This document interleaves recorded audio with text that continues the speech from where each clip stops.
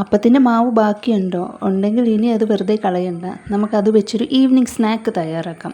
അപ്പോൾ ഞാനിത് പച്ചരിയും തേങ്ങയും ചോറും കൂടി ചേർത്ത് അരച്ച് ഈസ്റ്റ് ഇട്ട് തലേദിവസം വെച്ച് പുളിപ്പിച്ചതാണ്. ഇതിലേക്ക് ആവശ്യത്തിനുള്ള പഞ്ചസാര ഞാനിത് ആഡ് ചെയ്ത് കൊടുക്കുന്നുണ്ട്. നിങ്ങളുടെ മധുരത്തിനനുസരിച്ച് നിങ്ങൾക്കിത് ചേർക്കാവുന്നതാണ്. അപ്പോൾ ഇനി നമുക്കിത് നന്നായിട്ട് ഇളക്കിയെടുക്കാം. ആ മാവുമായിട്ട് ഈ പഞ്ചസാര നന്നായി മിക്സ് ആവണം. അപ്പോഴത്തേക്കും കുറച്ചും കൂടി അത് ലൂസാകും.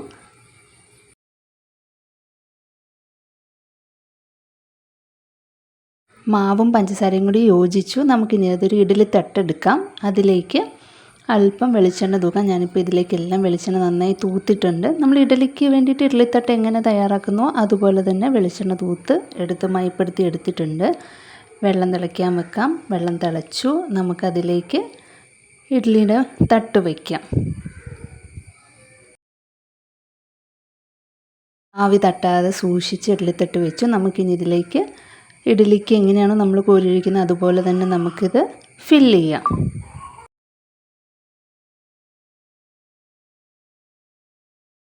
ഇനി നമുക്കിത് നന്നായി അടച്ചു വെച്ച് വേവിച്ചെടുക്കാം.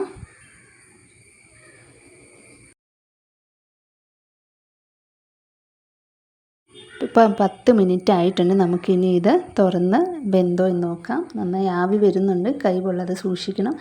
പെർഫെക്റ്റായി കുക്കായിട്ടുണ്ട്. അത് നന്നായി വെന്തത് കൊണ്ടാണ് അതിങ്ങനെ വിണ്ട് കീറി വരുന്നത്. അപ്പോൾ നമുക്കത് സൂക്ഷിച്ച് എടുക്കാം. കണ്ടില്ലേ, അതിനകത്ത് ഇഡ്ഡലി പോലെ തന്നെ സോഫ്റ്റായിട്ടാണ്. അതുപോലെ അതിൻ്റെ മുകളിൽ ഇങ്ങനെ വിണ്ടിരിക്കുന്നുമുണ്ട്.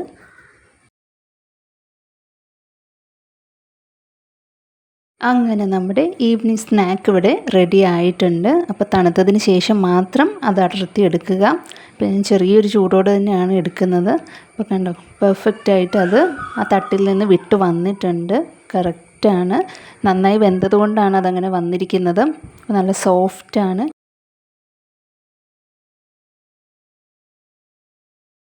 നല്ല സോഫ്റ്റാണ്. അപ്പോൾ എല്ലാവർക്കും ഇഷ്ടമായെന്ന് കരുതുന്നു. മാവിനി വെറുതെ കളയുകയും ചെയ്യരുത്. ഈ രീതിയിലൊന്ന് ട്രൈ ചെയ്ത് നോക്കുക. Like, share, comment, subscribe. Thank